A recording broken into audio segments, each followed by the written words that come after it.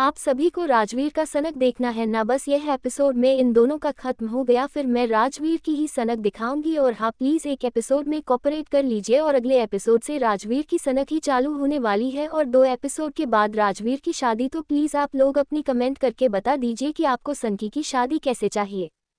इतना बोल अभिमान परी के चेहरे के करीब जैसे पहुंचा, तभी परी अपने हाथ अपने होठों से हटा चिकते हुए, परी नना नहीं प्रिया शर्मा, मेरा नाम प्रिया शर्मा है। हाँ, अब आप मुझे किस मत करना। परी को ऐसी बच्चों वाली हरकत देख अभिमान हंसी आ रही थी और वो बहुत क्यूट लग रही थी। अभिमान के होठों से अपने आप प्रिया निकलता है, फिर अपने आप में दोबारा बुदबुदाया प्रिया नाइस नेम। फिर परी के चेहरे को देखने लगता है जो इस वक्त बहुत क्यूट लग रही थी, जो उसे मासूम नजरों से अभिमान को देख रही थी। अभिमान अपने आप को कंट्रोल नहीं कर पाता और परी के दोनों गालों पर एक लाइट किस कर लेता है। उसे देख परी चौंक कर बोली, आपने ये गलत किया, आपने बोला था अगर मैं अपना नाम बताऊंगी तो आप मुझे किस नहीं करेंगे। जिससे अभिमान उसकी नाक खींचते हुए उसके गालों को अपनी एक उंगली से उसके गालों को सेडिक्टिव तरीके टच करते हुए, but I can't control sweetheart, you seduced me. परी नासमझी में उसे देखती। अभिमान अपनी एक उंगली से उसके चेहरे पर सेडेक्टिव तरीके से छूते हुए, अच्छा स्वीट हार्ट, आज तुम्हारा बर्थडे। जिससे सुन परी चौंक जाती है और वह उसे चौंक के देखते हुए बोलती, आपको ये बात कैसे पता चली। अभिमान एक टेढ़ी मुस्कान के साथ, तुम्हें नहीं पता, तुम्ही ने तो मुझे बताया था। हमने कब बताया आपको। अभिमान उसे उसकी ख्यालों में ही छोड़ उससे पूछता, अच्छा स्वीट हार्ट, आज तुम्हारा बर्थडे है तो तुम कितने साल की हुई। जिसे सुन परी चुप हो जाती है और बोलती है, अब हम आपको अपने बारे में कुछ भी नहीं बताएंगे क्योंकि आपने बोला था कि नाम बताऊंगी तो आप हमें किस नहीं करेंगे, लेकिन आपने किया था।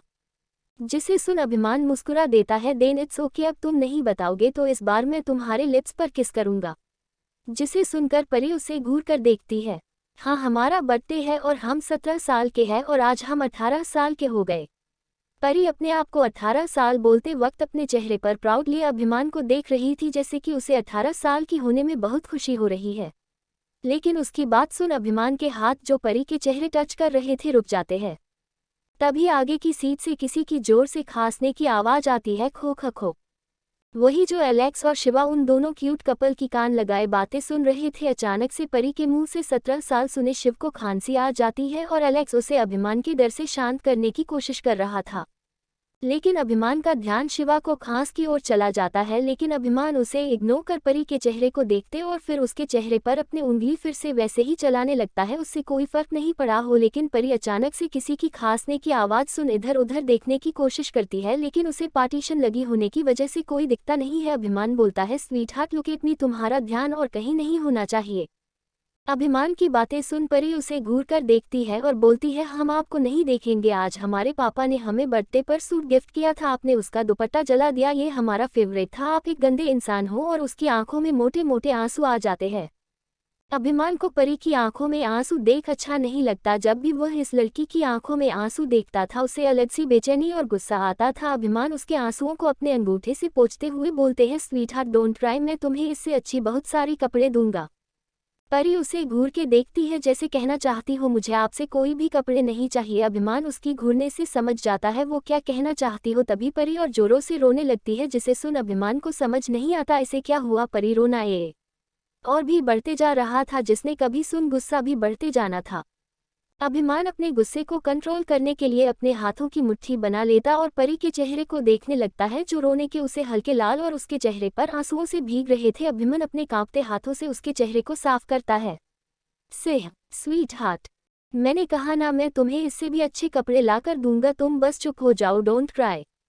परी रोते हुए, हमें कपड़ा नहीं चाहिए, हमारे भाई ने हमें इतनी मुश्किल से हमारी 18 बर्थडे पर स्कूटी गिफ्ट की थी जो उस मंदिर में छूट गया है, और अगर वह चोरी हो गई तो हमारे भाई हमें दोबारा लेकर भी नहीं देंगे। वह हमने कितनी मुश्किल उनसे जिद कर मंगाई थी। फिर जोरों से रोने लगती है, जिसे सुन अभिमान उसे घूर के देखने लगता है। You crying because this issue. परी सुबकते हुए अपनी मंडी हाँ में हिलाती है।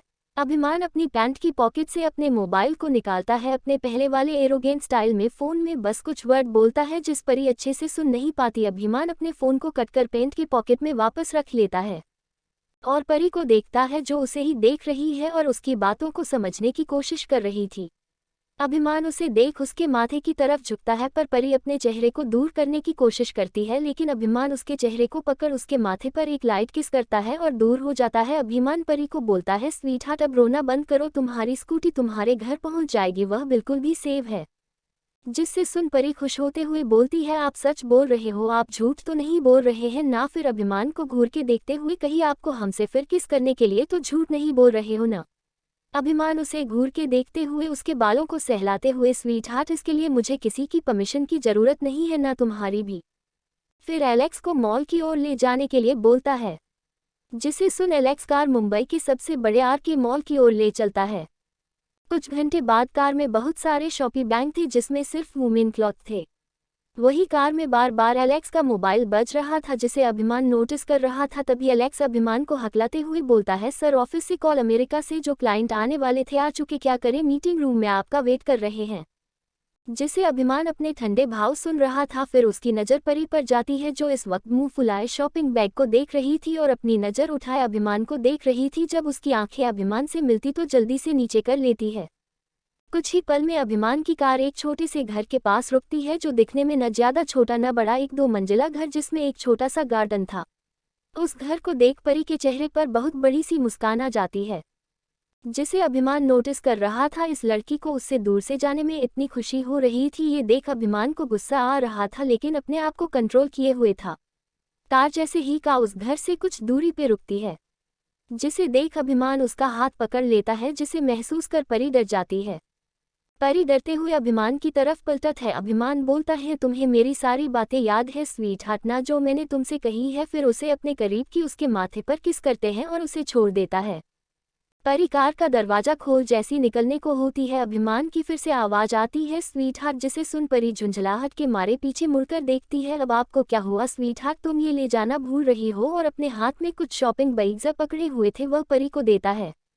उस शॉपिंग बैग्स को नहीं लेना चाहती थी, अपने पेरेंट्स को क्या बताएगी, लेकिन उसे अभिमान से जल्दी छुटकारा चाहिए था, इसलिए वो उसे ले लेती और कार से निकल रोड के उस पार अपने घर की ओर दौड़ लगाती है।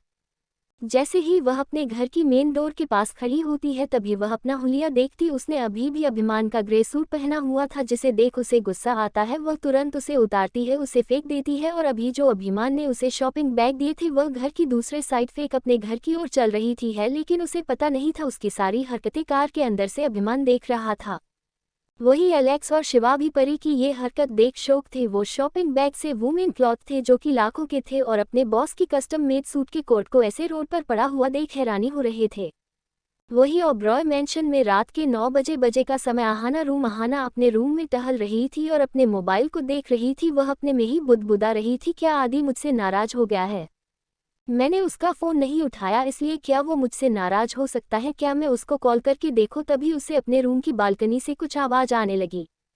अहाना पहले उस आवाज़ को इग्नोर किया लेकिन अब कुछ ज़्यादा ही आवाज़ आने लगी थी और किसी के कदमों की आवाज़ आने लगी, जिसे सुन अहाना डर लगने लगा, कहीं कोई चोर तो नहीं। वो अपने सामने पड़ा फ्लावर वाश उठाकर कौन है वहाँ कौन है, लेकिन किसी की आवाज़ नहीं आती। दबे पांव से अपने कदम रूम के बालकनी की ओर बढ़ा देती है, तभी उसे किसी की परछाई दिखती है। जल्दी से अपने हाथ में पकड़ा हुआ फ्लावर वास उस इंसान को मारने के लिए उठाती है। जैसे ही वो उस इंसान को अपने पास महसूस करती है तो फ्लावर उसके सर पर मारने वाली होती, तभी वो इंसान उसे पकड़ लेता है। अहाना उसे देख चीखते हुए बोलती है, तुम। आहाना जैसे ही उस इंसान को फ्लावर वॉश से मारने वाली होती है तभी वो इंसान आहाना की ओर पलटता है तो पाता है आहाना उस पर हमला करने वाली है। ये देख वो उतनी ही फुर्ती से आहाना के हाथों को पकड़ लेता है, जिसे आहाना डर जाती है। तभी आहाना उस इंसान का चेहरा देख आहाना बोलती है, तुम यहाँ क्या कर रहे हो, और वह भी इस तरह से। वो कोई और नहीं, वो आदित्य था। आदित्य आहाना का इस तरह खुद पर हमला करता देख वह बोलता है, तुम मुझसे इतना नाराज हो कि तुम मुझसे इस फ्लावर वॉश की तरफ इशारा करता है, तुम मुझे इससे मारना चाहती थी। जिससे सुन आहाना को याद आता है वह अभी क्या करने वाली थी। फिर वह आदित्य को देखती है, फिर वो बोली, नहीं मैं तुम्हें नहीं मारना चाहती थी। तभी आदित्य बोलता है, तो फिर किससे, मुझे लगा कोई चोर है। फिर आहाना थोड़ी ऊंची आवाज में, लेकिन तुम चोरों की तरह यहाँ ऐसे क्या कर रहे हो, और वह भी तुम बालकनी से कैसे आए। तभी आहाना को आदित्य में से अजीब सी स्मेल आती है जैसे कि अल्कोहल की हो। तभी आहाना आदित्य को घूर कर देखते हुए बोलती है, तुमने ड्रिंक की है। जिसे सुन आदित्य अपनी नजरें इधर उधर करने लगता है। आदि मैंने तुमसे कुछ पूछा, गिव मी आंसर। जिसे सुन आदित्य अपने चेहरे को आहाना की चेहरे की करीब ले जा उसकी आंखों में आंखें डाल किसी जुनूनी की तरह देखते हुए बोला, हाँ मैंने ड्रिंक की है, वो भी तुम्हारी वजह से। मेरी वजह से, हाँ तुम्हारी वजह से तुम मेरा 1 वीक से ना कॉल रिसीव कर रही हो, ना कोई मैसेज का आंसर दे रही हो, ना तुम मुझसे मिलना चाहती हो। 5 दिन बाद हमारी शादी होने वाली है और तुम मुझे इस तरह इग्नोर कर रही हो। तुम्हें पता है ना, मुझे तुम्हारी इग्नोरेंस बिल्कुल भी बर्दाश्त नहीं होती, मैं पागल सा हो जाता हूँ। जिससे सुन अहाना अपनी नजरें आदित्य से फेर लेती है, जो आदित्य को बिल्कुल अच्छा नहीं लगता। वो अपनी हाथों की मुट्ठी कस बोला, तुम अभी भी उस क्लब वाले हादसे पे बिलीव ना करने पर तुम मुझसे नाराज होना। लेकिन आहाना आदित्य कोई जवाब नहीं देती, जिसे देख आदित्य पहले आहाना के हाथ से वह फ्लावर वॉस ले उसे उसकी जगह पर रखता है, फिर आहाना को वही रूम के सोफे पास ले जा उसे बैठाता है। वो भी उसके करीब बैठे उसके चेहरे को अपने हाथों में ले बोला, आई नो तुम मुझसे नाराज हो उस क्लब वाले इंसिडेंसेस पे, मैंने तुम पर डाउट करने की गलती की, लेकिन मैं भी क्या करता, मैंने उस इंसान को खोजने के लिए अपनी पूरी ताकत लगा दी। यहाँ तक वॉशरूम साइड की पूरी सीसीटीवी फुटेज देखा, यहाँ तक उस क्लब की एक एक जगह को खंगाला गया, लेकिन उस इंसान के लिए एक भी सबूत नहीं मिला, नहीं मेरे आदमी उस बास्टर्ड बारे में पता कर पाए, जिस वजह से मैं उस दिन गुस्से में था और तुमने कॉल किया, इसलिए मेरा फ्रस्ट्रेशन तुम पर निकल गया। लेकिन ऐसा नहीं कि मैं तुम पर बिलीव नहीं करता, मैं तुम पर खुद से भी ज़्यादा बिलीव करता हूँ। फिर आदित्य अपने कानों को पकड़ बोला, सॉरी स्वीटी, तुम पर डाउट करने के लिए और गुस्सा करने के लिए। फिर आदित्य ने गुस्से बोला, वो बास्टर्ड अपने आप को चाहे जितना भी स्मार्ट समझने की कोशिश करे, लेकिन वो आदित्य सिंघानिया को नहीं जानता। उसकी सबसे बड़ी गलती ये थी कि उसने मुझसे पंगा ना ले मेरी जान को हाथ लगाने की कोशिश की है। इससे आगे आदित्य कुछ भी बोल पाता, तभी उसे अपने होठों पर किसी के नर्म हाथ महसूस होते। अहाना आदित्य के होठों पर अपने हाथ रख आदित्य को हक करते हुए, आदि मुझे उस बारे में बिल्कुल भी बात नहीं करना, मैं वह सब भूल जाना चाहती हूँ किसी बुरे सपने की तरह, प्लीज़ वह सब दोबारा याद नहीं करना। जिसे सुन आदित्य उसको हक करते हुए अपनी मुंडिया में हिला देता, लेकिन उसके चेहरे के भाव कुछ और ही थे, जैसे वो किसी को बर्बाद करना चाहता हो। वैसे ही आदित्य आहाना को हक किए हुए उसके बालों को सहलाने लगता है।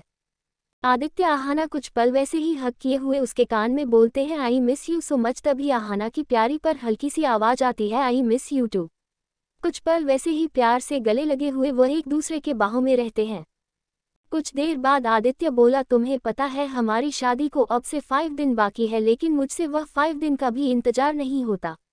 आहाना आदित्य के बाहों से अलग होती है, फिर आदित्य को प्यार से देख मुस्कुराती है। आदित्य उसके हाथों को पकड़, अब से 3 दिन बाद तुम्हें मेरे नाम की हल्दी और मेहंदी लगेगी, फिर वह पल आएगा जिसका हमें इंतजार था। तुम दुल्हन के जोड़े में मेरे लिए सज सवर के मंडप पर आओगी और मैं तुम्हारा मंडप पर खड़े हुए तुम्हारा इंतजार करूंगा। जब तुम मेरे करीब आओगी तो मैं तुम्हारा हाथ थामे सबके सामने मंडप ले जाऊंगा, फिर हम दोनों साथ में 7 फेरे लेंगे, जिसके बाद हम एक दूसरे के हमेशा हमेशा के लिए हो जाएंगे, जिसके बाद हमें कोई भी जुदा नहीं कर सकता। आदित्य के इस बातों में एक जुनून और एक सनक थी, जिसे सुन अहाना के चेहरे पर भी एक मुस्कान आ जाती है, वह भी अपने सर को हाँ में हिलाती है। तभी आदित्य उसे दूर हो बोलता है, अच्छा हाँ मॉम बोल रही थी तुम्हें शादी के लिए तुम्हारी पसंद का तुम्हें लहंगा दिला दूं, लेकिन तुम तो मेरा फ़ोन ही नहीं उठा रही थी। चलो इसी बहाने हम साथ में कुछ क्वालिटी टाइम स्पेंड कर लेंगे, वरना मॉम बोल रही थी जब शादी के फंक्शन स्टार्ट हो जाएंगे तो हम मिल भी नहीं पाएंगे। जिससे सुन अहाना अपने सर पर एक चपत मारते हुए बोलती है, अरे हाँ मुझे आंटी ने बोला था, शॉपिंग के बारे में भी भूल गई थी। फिर आदित्य को देख सॉरी बोलती है, अच्छा ठीक है कल मैं तुम्हें लेने आऊँगा, तुम बस तैयार रहना। मैं और सुहाना तुम्हें कल 9 बजे पिक कर लेंगे, फिर हम साथ मॉल जाकर तुम्हारे लिए लहंगा सिलेक्ट करेंगे, लेकिन लहंगा तुम्हें मेरी पसंद का लेना होगा। जिसे सुन अहाना उसे घूर के देखते हुए बोली, क्यों नहीं, मैं लहंगा मेरे पसंद का लूंगी, मैंने पहले से ही उसके लिए अपने फ़ोन में पिक निकाली हुई है। फिर आदित्य को घूर के देखने लगती है, तभी आदित्य आहाना के गुस्से से क्यूट फेस को देखते हुए उसके नाक को अपने हाथों से खींचते हुए, अच्छा मेरी स्वीटी मैं तो तुमसे मजाक कर रहा था। आहाना झूठा दर्द का नाटक करते हुए, आदि मेरी नाक को छोड़ो दर्द हो रहा है। आदित्य उसके नाक को छोड़ बोलता है, अच्छा बाबा हम दोनों की पसंद का। फिर दोनों एक दूसरे को हक किए हुए ऐसे ही बैठे रहते हो, वही किसी अंधेरे से कमरे में जिसकी लाइट डिम थी। वही राजवीर एक टक लैपटॉप की स्क्रीन में आहाना और आदित्य को इतना करीब देख रहा था। उसके हाथों में वाइन की गिलास टूट चुकी थी, उसके हाथों की हथेलियों में कांच के टुकड़े छुभे हुए थे, जिससे खून रिश्ते हुए फ्लोर पर गिर रहा था, लेकिन उसके चेहरे पर दर्द का कोई भी शिकन नहीं था। तभी राजवीर एक सनक भरी आवाज में, एंजल तुम मुझे अपना बुरा सपना समझकर भूलना चाहती हो, लेकिन ये तो हो नहीं सकता, मैं तुम्हारे उन सपनों से भी बुरा हूँ जिसका डर तुम्हारे जिस्म से हो रूह तक बस जाएगा। तुम्हें किसी की बाहों में देखकर तड़प रहा हूँ, इतना तुम्हें भी तड़पना होगा। फिर सनक भरी मुस्कान के साथ उस मुस्कान में जिद नजर आ रही थी किसी को पाने की। तुम्हें हल्दी लगेगी जरूर, लेकिन तुम्हारे जिस्म पर सिर्फ मेरे नाम की हल्दी चढ़ेगी, जिसकी खुशबू मेरे नाम की होगी, और तुम्हारे हाथों में सिर्फ राजवीर खुराना के नाम की मेहंदी लगेगी, जिसकी रंगत मेरे सनक की गवाही देगी। तुम दुल्हन के जोड़े में जरूर सजोगी, लेकिन वह भी मेरी पसंद के जोड़े में, जिसे मैं खुद तुम्हें सजाऊंगा। मैं तुम्हारा मंडप में इंतजार नहीं करूंगा, मैं तुम्हें मंडप तक खुद लेकर जाऊंगा। तुम शादी के मंडप पर जरूर बैठेगी, लेकिन किसी का प्यार बनकर नहीं, किसी का सनक बनके। राजवीर की इन बातों में एक अलग ही सनक और जुनून नजर आ रहा था। एंजल, एंजल, तुमसे मिलने का समय आ गया है, जिसे तुम अपना बुरा सपना समझकर भूलना चाहती थी। फिर राजवीर के चेहरे पर एक खतरनाक मुस्कान आ जाती है।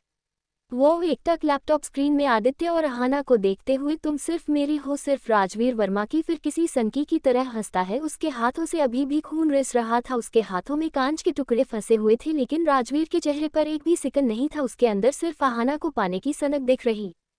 वही ओबरॉय कॉर्पोरेशन की कंपनी के सीईओ के ऑफिस में अभिमान अपनी लेदर की चेयर पर बैठा हुआ था। उसके चेहरे के भाव शक्त थे। उसके सामने किसी लड़की की 2 साल पहले की इन्फॉर्मेशन की फाइल रखी हुई थी। इन्फॉर्मेशन में जो लड़की की तस्वीर थी, उसकी उम्र कम से कम 15 से 16 साल की होगी। वही एक और दूसरी फाइल रखी हुई थी, उसमें भी वही लड़की की 2 साल बाद की इन्फॉर्मेशन थी। वो लड़की कोई और नहीं परी थी, वह इन्फॉर्मेशन परी की थी। वही अभिमान के सामने काले कपड़े में एक शख्स खड़ा था। तभी अभिमान उस इंसान बिना देखे फाइल में परी के फोटो को देखते हुए उससे सवाल करता है, इन 2 सालों में कोई लड़का आया? वह इतना ही पूछा था कि तभी वो काले कपड़े वाला इंसान बोल पड़ता है, नो सर, इन 2 सालों में कोई भी लड़का इनकी जिंदगी में नहीं आया है। जिसे सुन अभिमान के चेहरे पर एक अलग सा ही सुकून नजर आता है, लेकिन वो तुरंत गायब हो जाता है। तभी वह इंसान दोबारा बोलता है, मैम के 2 फ्रेंड है, पायल और विधि, और एक। इसे आगे बोलते वक्त वो इंसान हकला रहा था। अभिमान उसे घूर तो वो हकलाते हुए बोला, सर, एक मेल फ्रेंड भी है जिसका नाम जयेश शेखावत है। वह मैम का कॉलेज का न्यू फ्रेंड है। मैम ने जब से कॉलेज ज्वाइन किया है तभी वो उनका फ्रेंड बना है। जिससे सुन अभिमान उसे देख अपनी सर्द आवाज में बोलता, गेट लॉस्ट, जिसे सुनने के बाद वह शख्स तुरंत ही वहां से चला जाता है। अभिमान अपने चेयर पर लीन होते हुए अपने सर को लेदर की चेयर टिकाते हुए खुद से ही बोलता है, स्वीट हार्ट, मैंने खुद को तुमसे दूर रखने की कोशिश की थी, लेकिन तुम खुद मेरे पास चल के आई हो। अब तुम सिर्फ मेरी हो। अभिमान ओबरॉय की इतना कह वो 2 साल पहले की यादों में चला जाता है। मुंबई। अभिमान अपनी बिजनेस के काम से अमेरिका गया हुआ था, जिसे खत्म कर वो आज वापस मुंबई एयरपोर्ट से अपने घर के लिए जा रहा था। कार अपनी रफ्तार से ही चल रही थी। तभी अभिमान की कार रेड लाइट पर रुकती है। तभी अभिमान की नजरें अपने मोबाइल से हट कार के विंडो से बाहर रोड पर चली जाती है। जब वह अपनी नज़र विंडो से हटाने वाला होता है, तभी उसकी नज़र एक लड़की पर जाती है जिसकी उम्र कम से कम 15 से 16 साल की होगी, जो इस वक्त स्कूल ड्रेस में 2 चोटी किए हुए, जिसमें वह बहुत मासूम लग रही थी, लेकिन उसके चेहरे पर आंसू थे। तब अभिमान गौर से देखते हैं तो उसे नजर आता है उसने किसी कुत्ते के बच्चे को अपने गोद में लिए हुए रो रही थी। उस पप्पी को उसने अपने स्कूल के ब्लेजर से कवर किया हुआ था और उसके हाथों में हल्का खून लगा हुआ था, और वह लड़की रोते हुए आते जाते कार से लिफ्ट मांग रही थी, लेकिन कोई भी उसे लिफ्ट नहीं दे रहा था।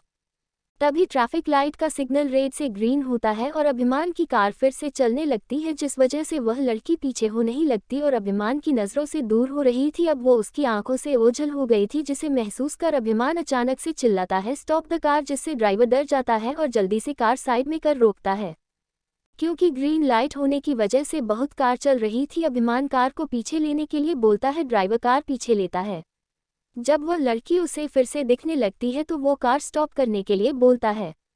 ड्राइवर को समझ नहीं आता उनके बॉस क्या करना चाहते हैं, बस वो चुपचाप उनके इंटरेक्शन को फॉलो कर रहा था। तभी अभिमान की आवाज़ आती है जो ड्राइवर को ऑर्डर वाली टोन बोला, go and ask her what problem with her, लेकिन ड्राइवर को कुछ समझ नहीं आता। तभी अभिमान अपनी सर्द नज़रों से उसे रोड पे खड़ी उस लड़की की ओर इशारा करता है, जिसे देख ड्राइवर को समझ आ जाता है। वो कार से उतरता है और उस लड़की की ओर चल देता है। आप सबके कहने पर हमने राजवीर बाबू की एंट्री भी कर दी है और उनका सनक भी दिखा दिया है। आपने राजीव की बातें सुन समझ तो गए होंगे कि शादी धमाकेदार ही होगी। और हाँ, जिसे राजवीर बाबू विलन लगे वह विलन ही सही, थोड़ी स्टोरी अलग तो होनी चाहिए। क्यों हर बार हीरोइन हीरो के पास जाए, कभी कभार विलेन के पास भी जानी चाहिए। आज से 4 दिन बाद आहाना की शादी थी जिसकी तैयारी स्टार्ट हो चुकी थी। अभिमान सोफे पे बैठे हुए न्यूज़पेपर पढ़ते हुए कॉफ़ी पी रहा था। वही उसके डैड अपने रिलेटिव्स को फ़ोन पर इनवाइट कर रहे थे और वही उसकी माँ सामानों की लिस्ट बना रही थी। तभी आहाना अपने रूम से तैयार आदित्य के साथ शॉपिंग जाने के लिए नीचे आ रही थी। स्टेयर से होते हुए आहाना हॉल में आती है। मॉम डैड को गुड मॉर्निंग विश करते हुए अपने पापा को हक करते हुए बोली, डैड आप क्या कर रहे हो? उसके डैड फोन दिखाते हुए इशारा करते हैं आई एम बीजी, जिससे सुन वो अपने डैड को एक किस दे खड़ी होती है। मॉम मैं आदि के साथ शॉपिंग पर जा रही हूँ, जिसे सुन उसकी मॉम अपनी मुंडी हाँ में हिला देती है। वो इतना बोलो हॉल से मेन डोर की ओर बढ़ देती है।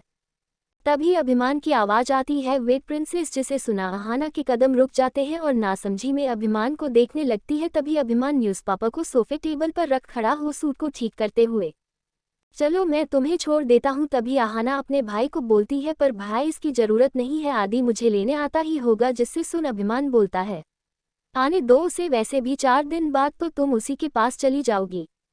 जिससे सुन आहाना कुछ न कह मुस्कुरा देती है। अपने भाई को हक करते हुए बोलती, भाई आप मुझे मिस करोगे? तभी अभिमान बोला, कौन सा तुम दूर जा रही हो? यहीं पर तो तुम्हारा घर 10 मिनट का रास्ता है, यूं मिल लिया करेंगे तो इसमें मिस करने की क्या ज़रूरत है? आहाना अपने भाई को देखने लगती है जिसके चेहरे पर कोई भी इमोशनल शो नहीं हो रहा था। फिर अपनी मुंडी हिला बोलती है, आपका कुछ नहीं हो सकता भाई, आप सिर्फ लॉजिक लगाते हो, पता नहीं आपसे लड़की कैसे पटेगी, मैं तो अपनी होने वाली भाभी की टेंशन में हूँ। तभी आहाना की नजरें अपने भाई पर जाती हैं जिसके चेहरे के दोनों गालों पर कुछ अजीब सा निशान थे जो नीले से काले हो रहे थे। भाई आपके चेहरे पर कुछ हुआ है क्या? अभिमान उसे नासमझी देखता है। What happen? पर तभी आहाना उसके चेहरे को गौर से देखते हुए बोली, आई थिंक बाइट।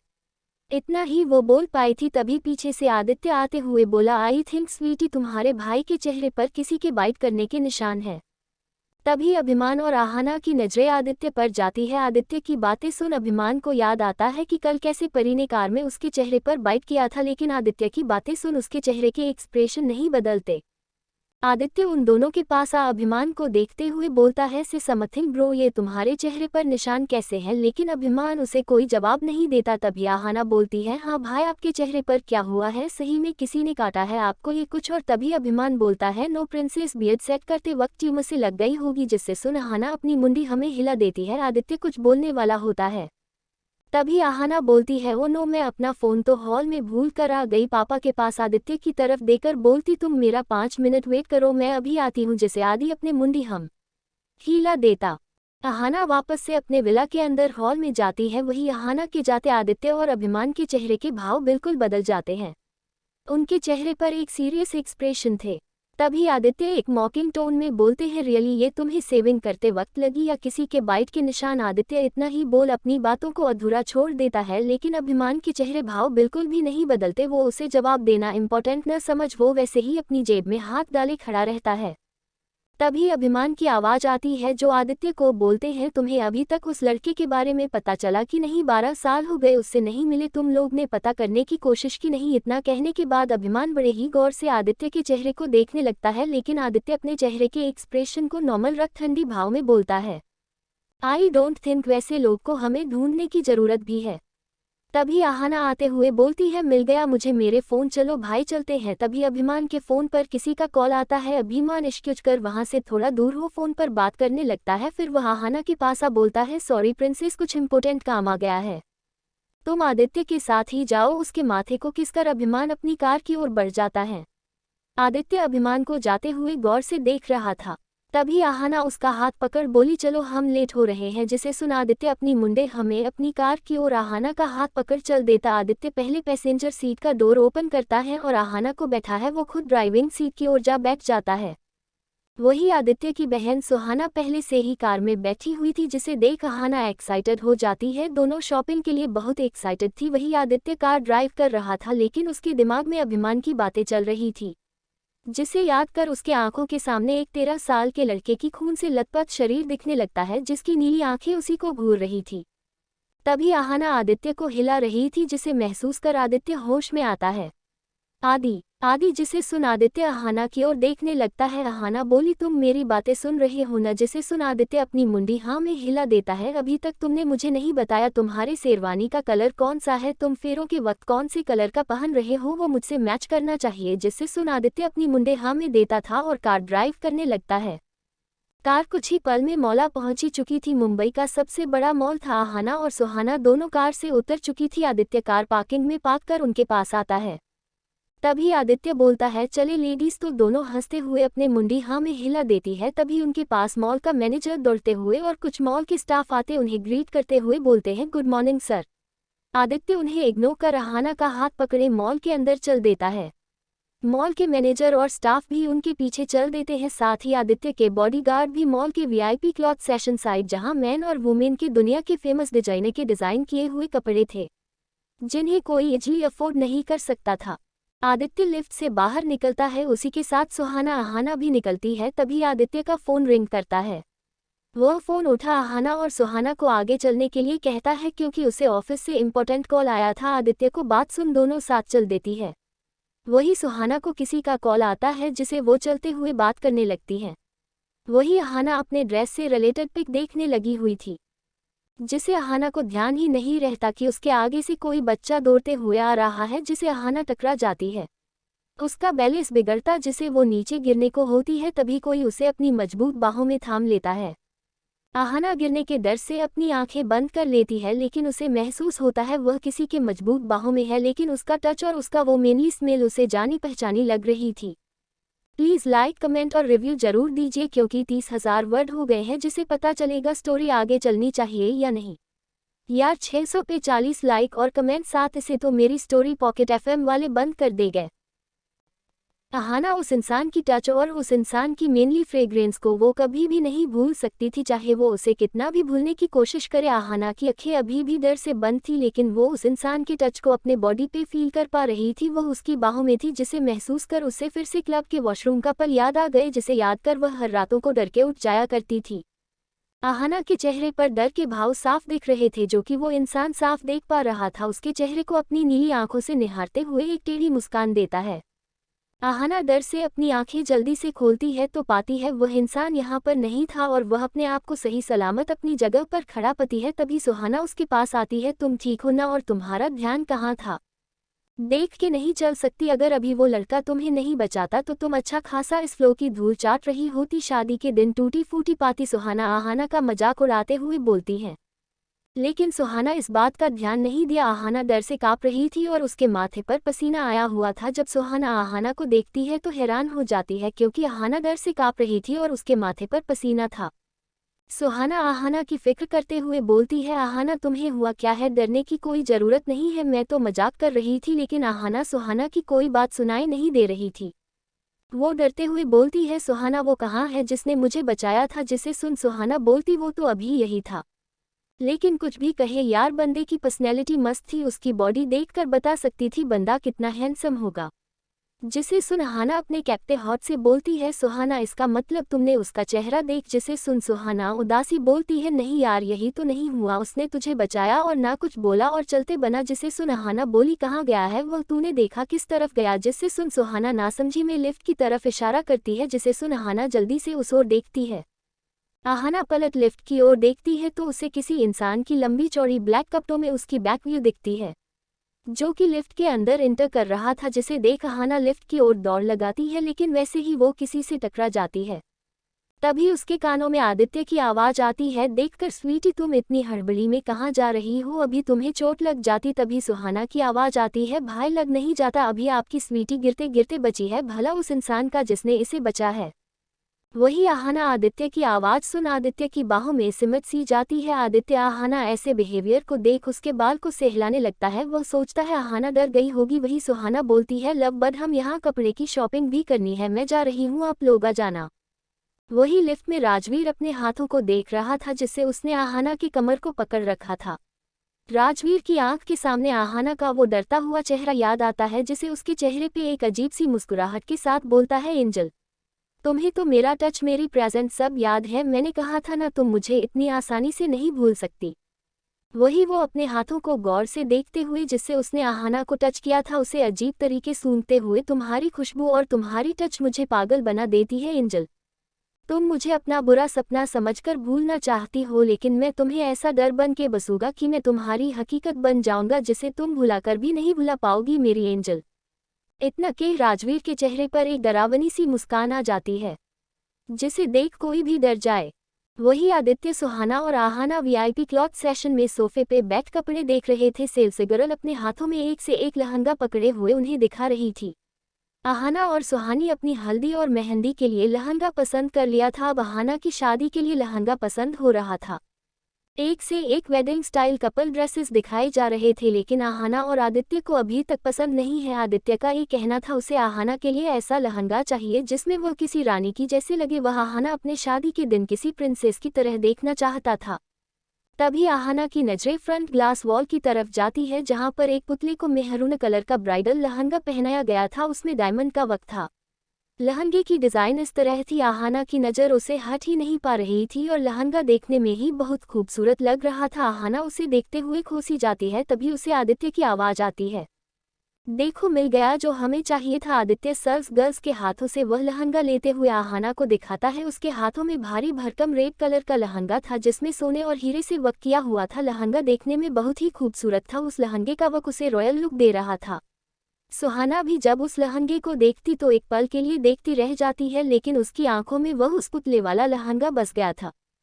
तभी उसे आदित्य की आवाज़ आती, स्वीटी इसे ट्राई करके आओ।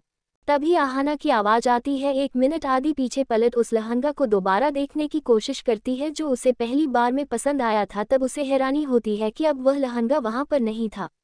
तभी वह बोलती है, कहाँ चला गया? अभी तो यहीं पर था। आदित्य आहाना का ऐसा रिएक्शन देख उससे पूछता है, क्या हुआ स्वीटी? तभी आहाना उसे बोलती है, अभी अभी यहीं पर एक ब्राइडल लहंगा था जो मुझे बहुत पसंद आया था, मुझे वही चाहिए। जिसे सुन आदि बोलता है, तुम्हें पूरा यकीन है? हाँ, मैंने कुछ देर पहले यहाँ पर देखा था, वह मेहरून कलर का ब्राइडल लहंगा था। तभी उनको एक सेल्स गर्ल की आवाज़ आती है, हाँ मैम, ये पर एक मेहरून कलर का ब्राइडल लहंगा था। इसे फेमस डिज़ाइनर एसके ने खुद डिज़ाइन किया था। वह सिर्फ ओनली वन पीस था जो कि अभी किसी ने थोड़ी देर पहले ही परचेज किया है। लेकिन आहाना को उसी टाइप का लहंगा चाहिए था क्योंकि उसकी आंखों में बस चुका था। सेल्स गर्ल, सॉरी मैम, वह आपको नहीं मिल सकता, वह इकलौता पीस था। उसके जैसा दूसरा डिज़ाइन भी नहीं किया गया था, सॉरी अगेन टू मैम। तभी आदित्य अपने ऑर्डर वाले टोन में बोलता है, जिसने भी उसे खरीदा है मैं उससे डबल पैसा दूंगा, मुझे वह लहंगा अभी के अभी चाहिए। जिसे सुनकर सेल्स गर्ल डर जाती है क्योंकि वह लोग आदित्य को ऑफेंड करना ऑफर नहीं कर सकते थे। तभी वहां पर मॉल का मैनेजर दौड़ते हुए आता है, any problem sir, how I can help you? तभी आदित्य कुछ बोलने को होता है, तभी आहाना उसके हाथों को पकड़ उसे रोक देती है। आहाना माहौल को बिगड़ता देख मॉल के मैनेजर को बोलती है, इट्स ओके, हमें कोई प्रॉब्लम नहीं है, आप जा सकते हैं। फिर आदित्य को देखकर बोलती है, आदि प्लीज तुम अब ये सब हरकत मत करना, हम दूसरा भी तो ले सकते हैं। तभी आदित्य बोलता है, लेकिन प्रिंसेस तुम्हें तो वो पसंद आया था ना? ऐसा तो मैंने नहीं कहा था, और तुम्हें भी तो एक लहंगा पसंद आता है। तभी आदित्य को याद आता है। आदित्य अपने सख्त भाव में सेल्स गर्ल को ऑर्डर देते हुए वो लहंगा आहाना को दिखाने के लिए बोलते हैं। कुछ ही समय में आहाना के सामने बहुत ही खूबसूरत रेड कलर का ब्राइडल लहंगा था जिसमें बारीकी से सोने और हीरो का वर्क किया हुआ था जो उसे रॉयल लुक दे रहा था। तभी सुहाना की आवाज़ आती है, भाई आपकी पसंद टेस्ट है। फिर वो बोलती को देख के बोली, यार ये लहंगा तो बहुत खूबसूरत है, मुझे इसे देख मन कर रहा है मैं भी शादी कर लूँ। वो लहंगा आहाना को भी काफ़ी पसंद आया था। तभी आदित्य की आवाज़ आती है, तुम्हें पसंद आई? तो आहाना अपनी मंडी हाँ में हीला देती है। तभी आदित्य बोलता है, तो प्लीज़ मुझे ट्राई करके दिखाओ, मैं तुम्हें इसमें देखना चाहता हूँ। जिसे सुन आहाना कुछ बोलने वाली थी, तभी सुहाना की आवाज़ आती है, हाँ हाँ आहाना प्लीज़ इसे ट्राई करो ना, मैं भी तुम्हें देखना चाहती हूँ, फिर हमें तुम्हारा साइज भी पता चल जाएगा। जिसे सुन आहाना अपनी मुंडी हिला देती लहंगा को उठाने को हुए तो उसे वो काफ़ी हैवी लगता है। कुछ ही पल में आहाना चेंजिंग रूम में उस लहंगे के साथ खड़ी थी। आदित्य उसका बाहर वेट कर रहा था और सुहाना अपने लिए शादी के वक्त पहनने के लिए लहंगा देख रही थी। वही आहाना अपनी ड्रेस को चेंज कर रही थी। वही आदित्य का अचानक उसकी कंपनी से कॉल आता है, लेकिन नेटवर्क प्रॉब्लम होने की वजह से आदित्य ढंग से बात नहीं कर पा रहा था। फिर वह कुछ पल चेंजिंग रूम को देखता है जहां आहाना कपड़े चेंज करने गई थी। फिर अपने फ़ोन को ले क्लॉथ सेशन से बाहर निकालो, अपने पास से बात करने लगता है। वही आहाना ने उस ब्राइडल लहंगे को कैरी कर लिया था, बस उसकी ब्लाउज की डोरी बांधना बाकी थी। वह अपने आप को आईने में देख ही रही थी, तभी अचानक से चेंजिंग रूम की लाइट चली जाती है जिसे आहाना घबरा सी जाती है। उससे अब अंधेरे से डर लगने लगा था। आहाना डरते हुए आदित्य को पुकारती है, आदि आदि तुम बाहर ही होना, लेकिन उसे किसी की आवाज़ नहीं आती। वो फिर से बोली, आदि। तभी उसे महसूस होता है चेंजिंग रूम का डोर ओपन हुआ है और फिर से बंद हो जाता है, जिसे महसूस कर अहाना के पैर डर से कांप जाते हैं। अहाना अपने कांपते होठों से आदि कोई जवाब न पा अहाना के पैर कांप जाते हैं। वह लड़खड़ाते हुए चेंजिंग रूम के मिरर वॉल से जा लगती है। चेंजिंग रूम में चारों तरफ मिरर लगे हुए थे। अहाना उस इंसान को अंधेरे में आज भी देखने की कोशिश करती है। आज भी उसे कुछ भी नहीं दिखता, सिर्फ वो उसकी दो चमकती हुई आंखें छोड़। अहाना बिना एक पल गवाए अपना लहंगा उठा चेंज रूम से भागने के लिए दौड़ लगाती है, लेकिन वो इंसान उतनी ही फुर्ती से अहाना के हाथों को पकड़ अपनी ओर खींचता, जिससे अहाना एक ही झटके में उस इंसान की सीने से जा लगती है।